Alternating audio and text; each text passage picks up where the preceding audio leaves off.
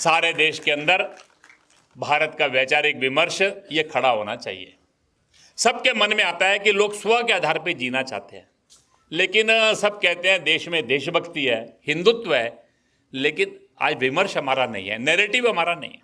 यह विमर्श कैसे स्थापित होगा? महर्षि दयानंद सरस्वती जी ने उस समय कहा, दूसरों के अनुवाद मत पढ़िए, मौलिक प्राथमिक स्रोतों पे जाइए, मौलिक ग्रंथों में जाइए।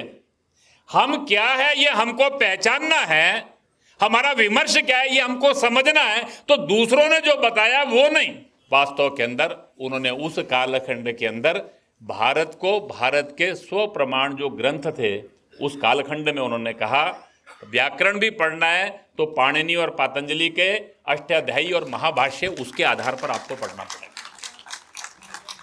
ये जो उनका एक मौलिक दिशा थी। मैं आजकल बहुत बार जो लोग विद्वान लोग देश का विमर्श बदलने की बात करते हैं उनसे मैं पूछता हूँ, भारत की भाषाएं मालूम है क्या? आपने मौलिक ग्रंथ पढ़े हैं क्या? उस मौलिक ग्रंथों में आज के प्रश्नों के उत्तर खोजे हैं क्या? महर्षि दयानंद सरस्वती जी ने उस समय हमको कहा स्व के आधार के ऊपर अपने जीवन को स्थापित करना है, तो स्व को समझना है, तो स्व को समझने के लिए हमको उस अपने जो मूल प्रामाणिक हमारे जो प्राथमिक स्रोत हैं उनके आधार पर अध्ययन करके हमको अपने विमर्श को स्थापित करना पड़ेगा।